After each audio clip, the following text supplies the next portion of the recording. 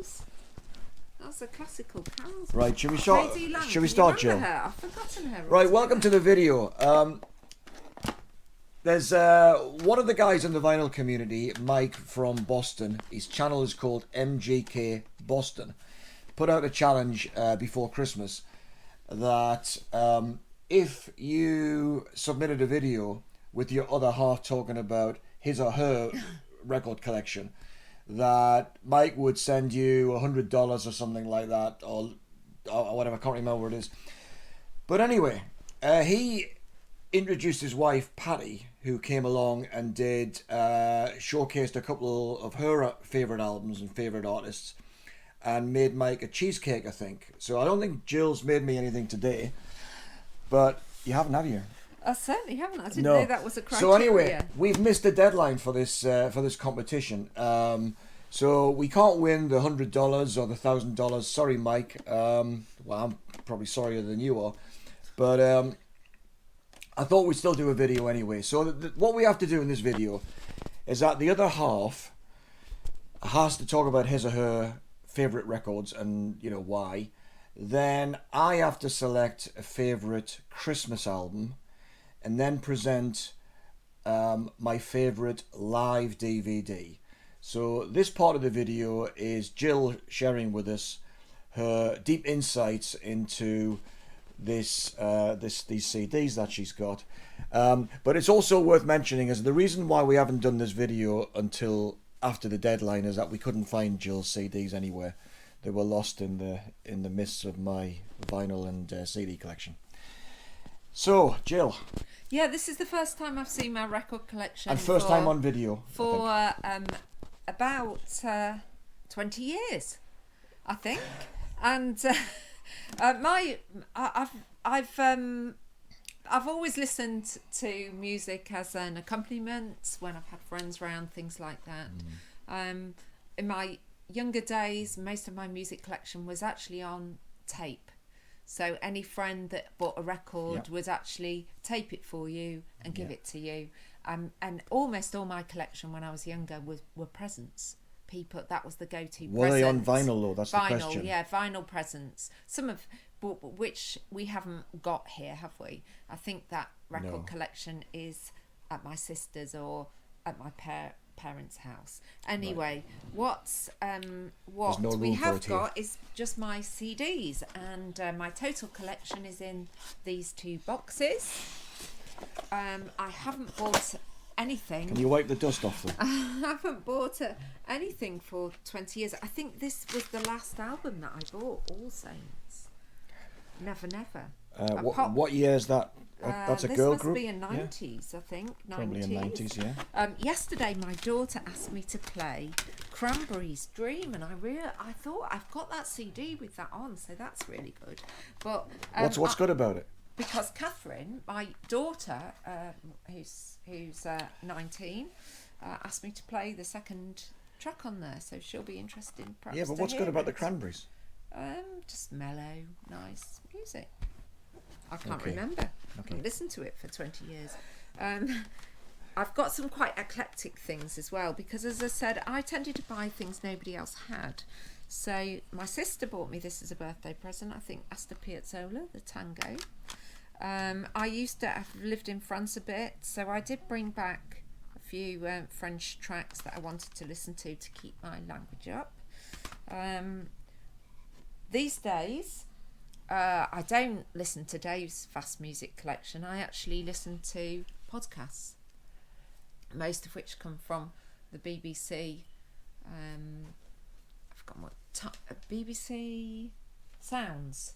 So Sounds up, yeah. I like to listen to Desert Island Discs, because everybody plays that. You get the story of somebody's life and their favourite tracks and things that remind them of incidents in their life. So which is a BBC format that's been around for decades and decades. I think it's available just as an you can get on the generally. BBC Sounds app, and you can go back through the archive. Yeah, so there's hundreds and hundreds of them, but that's probably my favourite music thing. And the other thing that Radio 3 does on BBC is Composer of the Week, and that's great. Yeah, but this is not vinyl, Jill.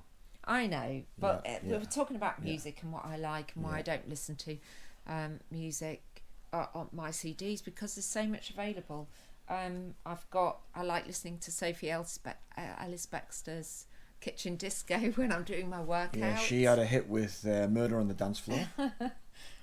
But she plays everybody's. And Lisa Tarbuck's great, because she plays everything from the, when music was first recorded to today. Very eclectic mix.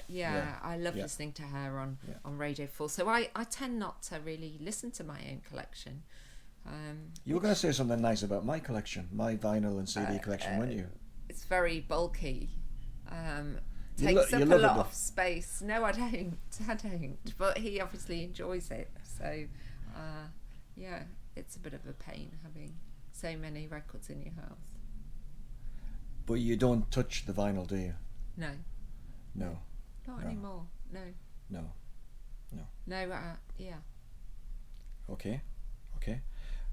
Well, I think that's about it for this part of the video, because I have to talk about a favourite vinyl Christmas album that I own.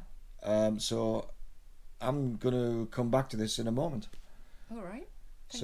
Thanks for your contribution, Jill. And get on with the cheesecake. Thank you very much.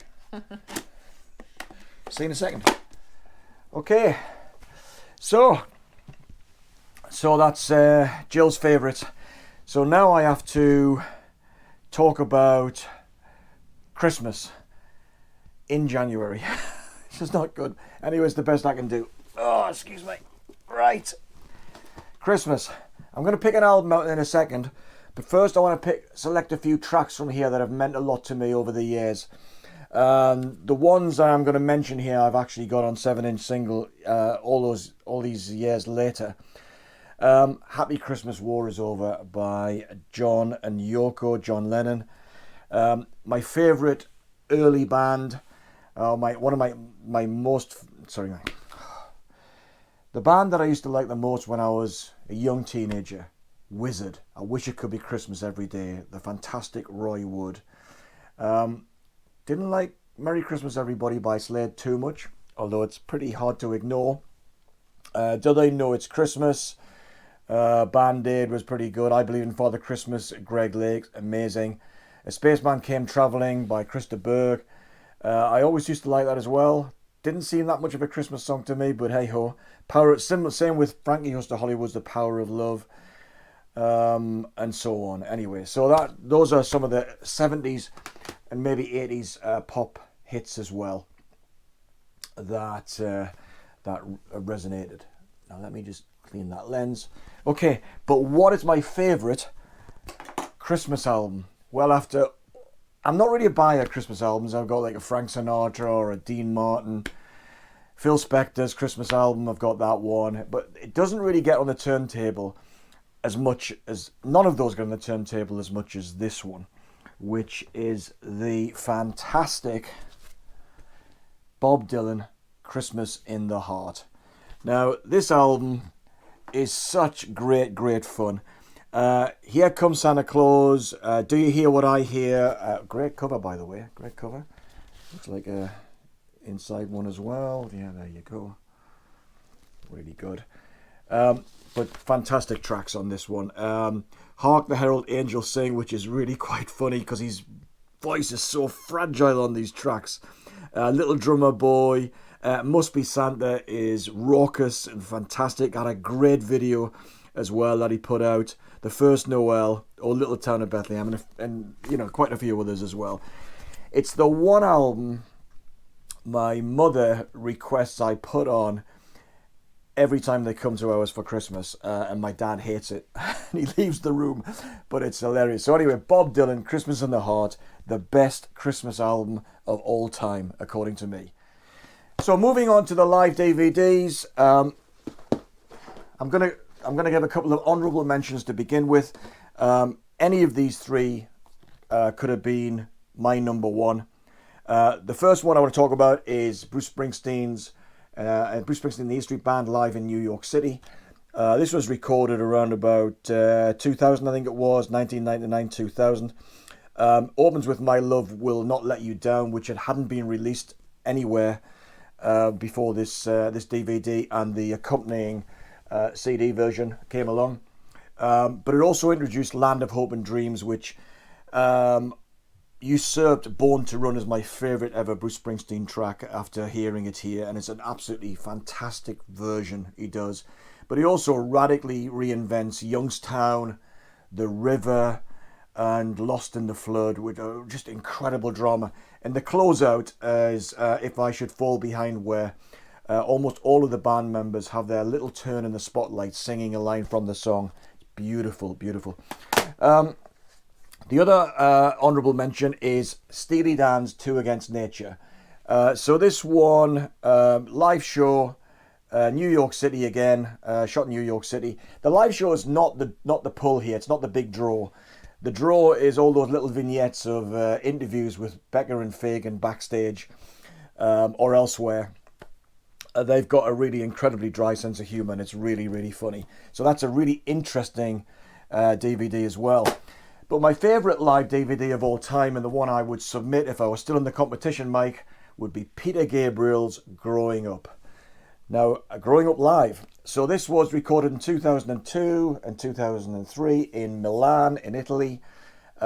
Wonderfully dramatic versions, but you know, real deep emotional stuff as well when he sings like Father Son.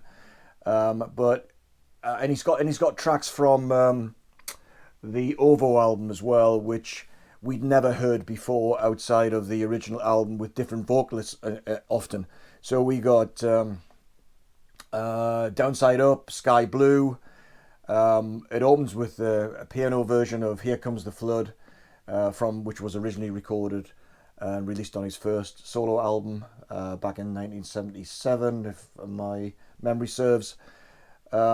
But yeah, obviously Salisbury Hill and Sledgehammer. Really interesting visually as well, because it's filmed in the round. The stage is in the round. It's slowly rotating. He sings while hanging upside down. He sings while on a bike. And it sounds very novelty-ish, but actually it's not. It works really, really well. It's for a live DVD that is interesting to watch repeatedly. I've not seen anything that beats this. So yeah, so there you go. Peter Gabriel, Growing Up Live. So there you go. Mike, that's it. It's my late submission. If you want my bank details, feel free to send me $1,000 to spend on vinyl. I look forward to that. But that's my first music video, kind of music video for 2023. 2023. Almost forgot. Anyway, I'll see you in the next video. Thanks for watching. Bye.